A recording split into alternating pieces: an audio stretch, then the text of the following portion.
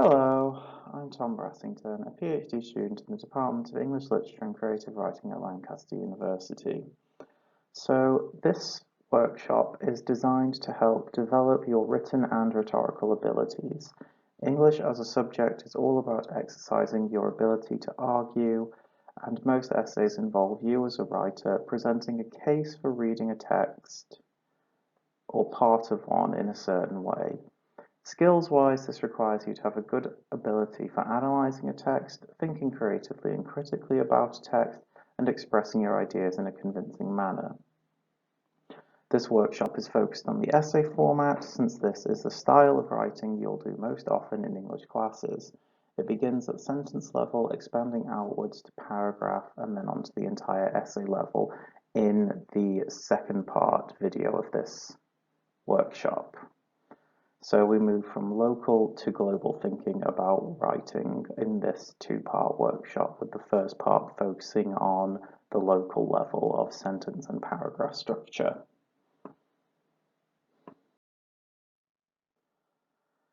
To begin turning your thoughts to this topic, because it can be quite hard to think critically and reflectively about our own writing, mostly because we're kind of taught to do these things intuitively.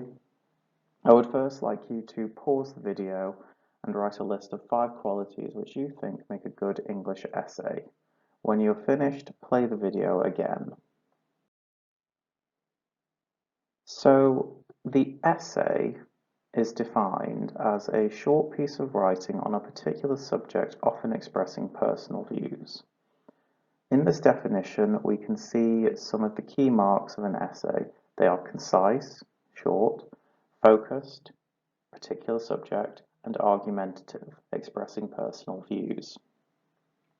With this in mind, and building on the list you made for the previous exercise, write a couple of sentences in response to the questions listed here. This will help you start thinking more about what the essay does as a form of writing, and so allow you to reflect on how to improve your own essays. Once again, pause the video and write a sentence or two responding to the following questions. How is an essay different to other pieces of writing? What kind of work is an essay trying to do? And what kind of work are your essays trying to do? Okay, do that exercise now. The final warm-up questions I want to ask you are the following. How confident are you all with writing an essay? And do you think you're good at it? Does essay writing require some sort of talent with the written word? Can your writing be improved through learning?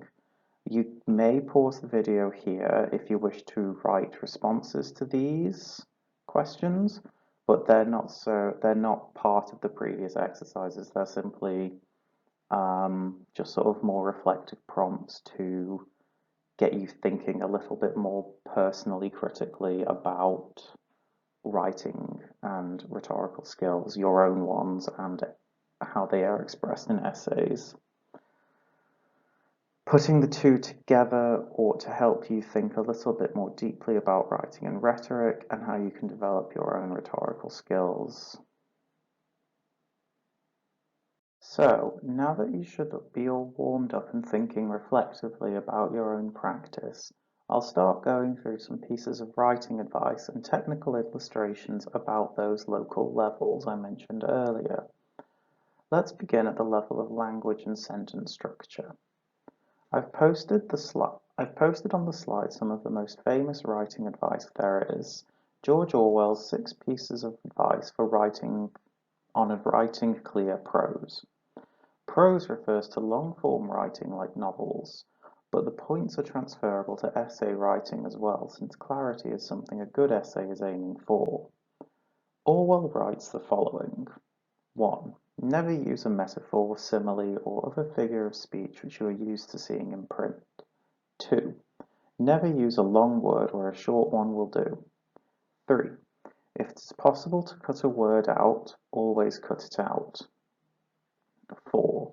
Never use the passive voice where you can use the active. 5. Never use a foreign phrase, a scientific word, or a jargon word if you can think of an everyday English equivalent. And 6, break any of these rules sooner than say anything outright barbarous. These rules all basically direct a writer to write with clear expression and to get to the point of their work as neatly as possible.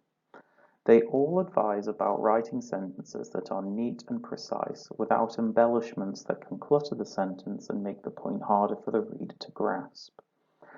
Thinking about the reader is important when it comes to writing, and it's important to ensure that they do not have to do a great amount of work to get what is going on, to get what it is you're going on about. Of course, these are not rules to adhere by, as the sixth one tells you not to follow them, should following them make your writing to be more confusing. As the writer, write what feels and reads well to you. Language and sentence structure is less about flexing your vocabulary for the audience than it is about clearly expressing the point you want your writing to get across. Moving slightly outer, so we focused on the sort of sentence level of individual words and word choices and stuff like that, and now we're going to go slightly further out into the paragraph level. Paragraphs and subsections make up the next step towards thinking globally about our essays. You're most likely familiar with the PEEDL acronym or some version of it, which helps you structure a readable essay paragraph. The acronym in this case standing for Point, Evidence, Explain, Develop, Link. Of course, again, this isn't a rigid structure, and if it makes more sense in a paragraph to start with evidence or a link, then go with that. As with sentence structure, remember that you are the one writing, so your decision is the final one. For the purpose of this video, though, it makes more sense for me to go through it in the order that the acronym's laid out. So, point refers to the declarative statement in a paragraph or essay section. This is when you clearly state what it is you're trying to argue and demonstrate in your writing. Ensure that those statements are direct so that the reader knows what the point of the argument is in this moment. Evidence refers to the quotation that confirms the declaration.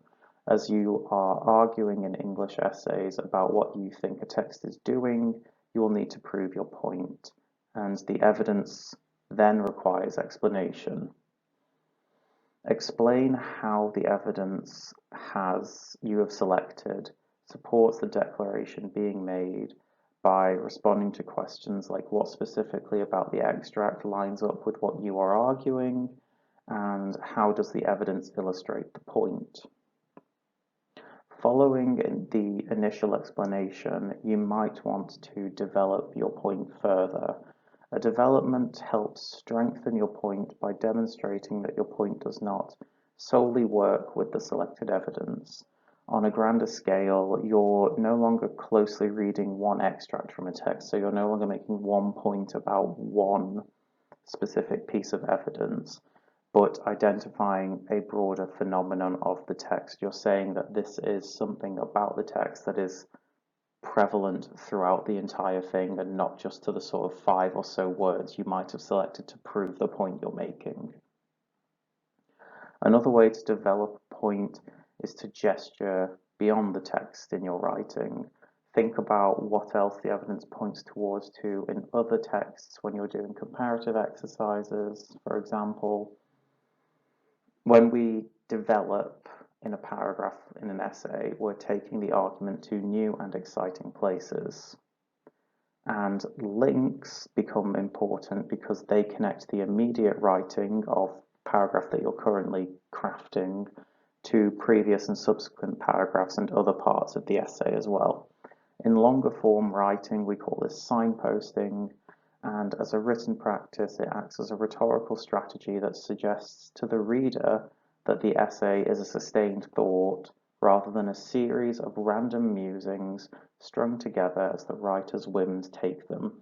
So you're trying to present these thoughts as a single coherent object that is the word length you're working at.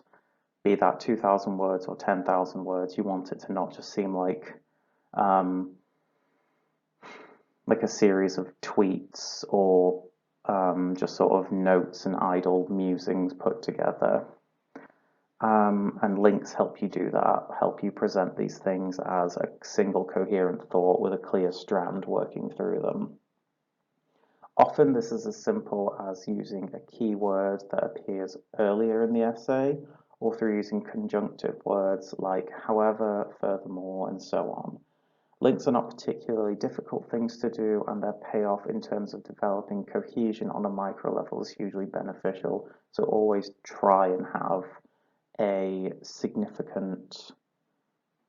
good sense of links between your essay paragraphs to help continue developing that cohesion. Another way to think of paragraphs is as an answer to a series of what, how, why questions. What, how, why is a useful frame for thinking about paragraphs, since answering those three questions lays out an argument quite nicely. So in this table, I've provided some examples for each what, how, why question. So what are you arguing, how are you arguing it, why are you arguing it, what happens in the text that supports your argument, how does it support your argument, why does it support your argument, what does this thing do, how does it do it, why does the text do this thing in this way. Now, you don't have to answer these 9 questions in every paragraph. Rather, they work better in sets of 3 as something reflective. If your paragraph answers 1 what, 1 how, and 1 why, then it's likely to be presenting a clear argument to the reader. So it's just a matter of picking and choosing as it's relevant to the point that you're trying to make at any particular moment in an essay. So this is the link to part 2 of this workshop, where we will look more globally and consider the essay as a whole. This is split into 2 because it can be because paragraph and sentence structure is a bit more detailed in terms of what it's doing, and talking about the essay as a whole can require a bit more depth.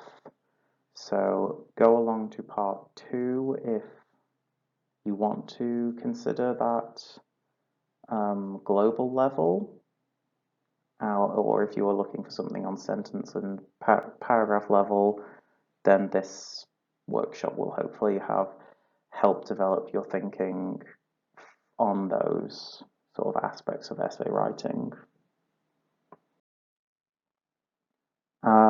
Finally, thank you for watching, listening, and participating in this workshop.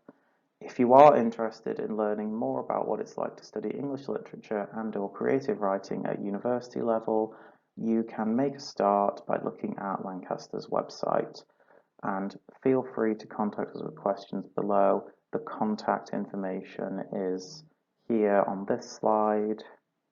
And thank you.